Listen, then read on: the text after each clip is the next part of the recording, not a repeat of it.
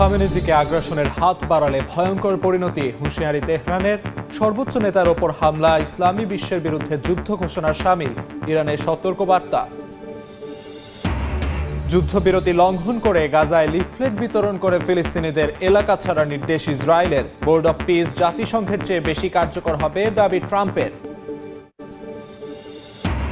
সংঘাত বন্ধে সিরীয় সরকার ও কুর্দি বিদ্রোহী গোষ্ঠীর 4 দিনের যুদ্ধবিরতি। শর্ত লঙ্ঘন করে হামলার অভিযোগ এসডিএফ এর। কুর্দিদের অধিকার রক্ষায় সতর্ক যুক্তরাষ্ট্র।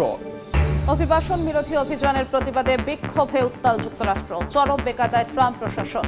বাধার বিষয় খতিয়ে দেখছে বিচার বিভাগ। সর্বোচ্চ নেতা আয়াতুল্লাহ আলী খামেনির দিকে আগ্রাসনের হাত বাড়ানো হলে সেই হাত কেটে ফেলার হুঁশিয়ারি দিয়েছেন ইরানের সেনাবাহিনীর মুখপাত্র। সর্বোচ্চ নেতার ওপর হামলা ইসলামী বিশ্বের বিরুদ্ধে যুদ্ধ ঘোষণার শামিল হবে এবং জিহাদের ফতোয়ার পথ খুলে দেবে বলেও সতর্ক করেছে ইরানের পার্লামেন্টের জাতীয় নিরাপত্তা কমিশন। প্রেসিডেন্ট মাসুদ পেজেশকিয়ানো বলেন, এমন হামলা মানেই ইরানি জাতির বিরুদ্ধে পূর্ণমাত্রার যুদ্ধ। এদিকে ইরানে মানবাধিকার পরিস্থিতির অবনতির প্রেক্ষাপটে শুক্রবার জরুরি বিশেষ অধিবেশন ডেকেছে জাতিসংঘ মানবাধিকার পরিষদ। ইরানে চলমান অস্থিরতার জন্য মার্কিন প্রেসিডেন্ট ডোনাল্ড ট্রাম্পকে দায়ী করেন দেশটির সর্বোচ্চ নেতা আয়াতুল্লাহ আলী খামেনি। এরপরই ট্রাম্প প্রতিউত্তরে বলেন, ইরানের শাসন ব্যবস্থার পরিবর্তনের সময় এসে গেছে। ট্রাম্পের এমন মন্তব্যের কড়া জবাব দিয়েছে তেহরান। সর্বোচ্চ নেতার দিকে আগ্রাসনের হাত বাড়ালে ইরানের সেনাবাহিনী সে হাত কেটে ফেলবে বলে হুঁশিয়ারি দিয়েছেন মুখপাত্র জেনারেল আবুল ফজল শেখারচি। একই সঙ্গে সর্বোচ্চ নেতা খামেনির ওপর যে কোনো হামলা পুরো ইসলামী বিশ্বের বিরুদ্ধে যুদ্ধ ঘোষণা হিসেবে গণ্য হবে বলে ঘোষণা দিয়েছে ইরানের জাতীয় পার্লামেন্টের নিরাপত্তা কমিশন।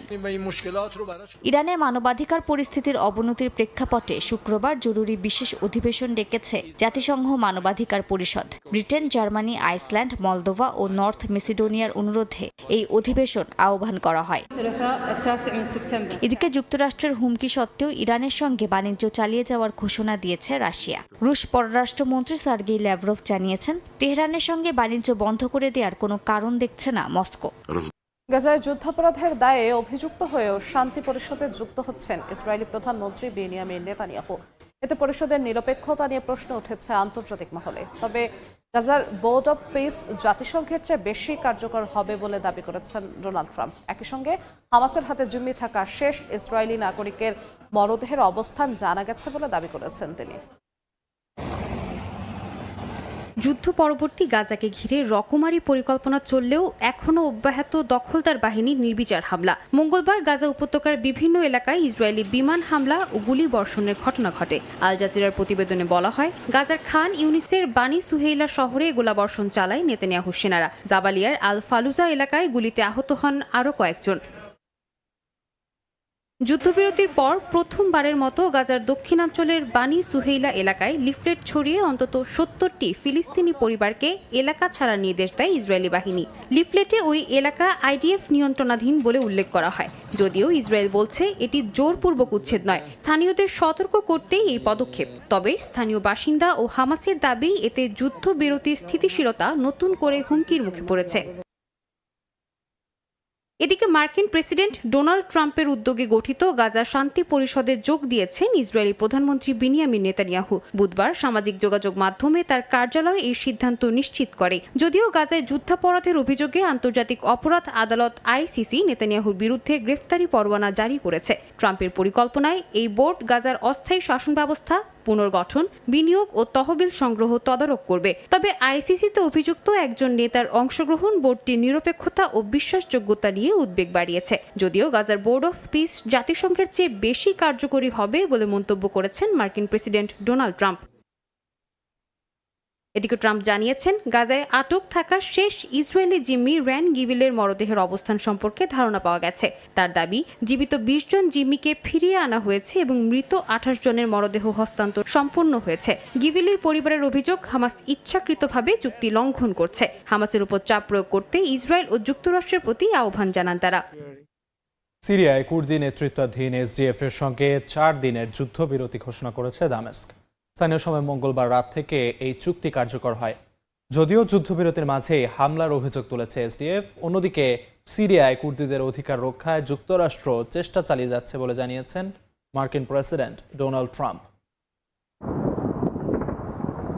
সিরিয়ার উত্তর পূর্বাঞ্চলে সিরিয়ান ডেমোক্রেটিক ফোর্সেস বা এসডিএফ এর সঙ্গে সরকারি বাহিনীর সংঘর্ষের পর আলেপ্পো ও এর আশেপাশের এলাকায় উত্তেজনা ছড়িয়ে পড়ে। সংকট সমাধানে এবার এসডিএফ এর সঙ্গে 4 দিনের যুদ্ধবিরতি ঘোষণা করেছে সিরিয়া সরকার। স্থানীয় সময় মঙ্গলবার রাত থেকে এ যুদ্ধবিরতি কার্যকর হওয়ার কথা রয়েছে। একই সঙ্গে এসডিএফকে রাষ্ট্রীয় কাঠামোয় অন্তর্ভুক্ত করার অংশ হিসেবে প্রতিরক্ষা মন্ত্রণালয়ে একজন সহকারী মন্ত্রীর নাম প্রস্তাব করতে অনুরোধ জানিয়েছে দেশটির সেনাবাহিনী।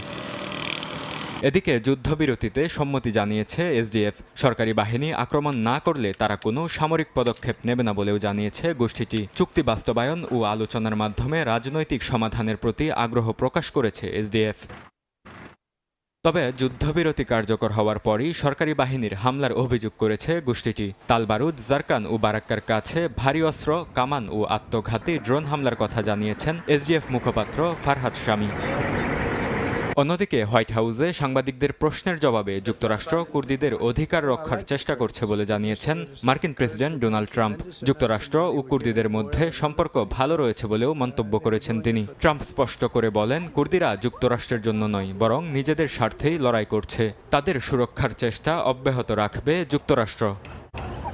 ইউক্রেন যুদ্ধ বন্ধে আবারও যুক্তরাষ্ট্রের আগ্রহ নিয়ে প্রশ্ন তুলেছেন ইউক্রেনের প্রেসিডেন্ট ভলোদিমির জেলেনস্কি।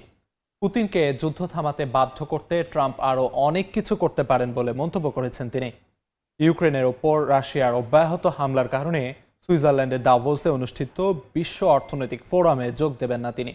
বলেন, মার্কিন প্রেসিডেন্টের সঙ্গে আলাদা বৈঠক সময়সূচি নির্ধারিত হলেই কেবল দাভোস সফর বিবেচনা করবেন তিনি।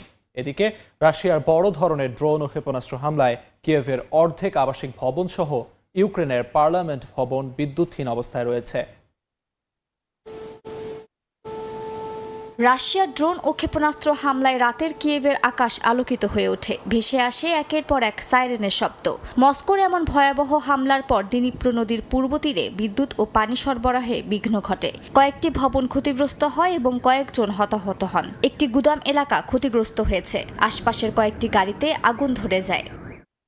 মঙ্গলবার রাশিয়ার বিমান হামলায় কিয়েভের ৫,৫০০-এর বেশি আবাসিক ভবন বিদ্যুৎহীন হয়ে পড়ে। তাপমাত্রা -15 ডিগ্রি সেলসিয়াসে নামায় তীব্র শীতে মানবেতর জীবন কাটাচ্ছেন এসব ভবনের বাসিন্দারা। আন্তর্জাতিক পরমাণু শক্তি সংস্থা জানায়, হামলায় পারমাণবিক নিরাপত্তার জন্য গুরুত্বপূর্ণ একাধিক সাবস্টেশন ক্ষতিগ্রস্ত হয়েছে এবং কিছু পারমাণবিক কেন্দ্রের বিদ্যুৎ সংযোগ বিঘ্নিত হয়। চেরনোবিল কেন্দ্র সাময়িকভাবে সব বাইরের বিদ্যুৎ সংযোগ হারিয়েছিল, পরে তা পুনঃস্থাপন করা হয়।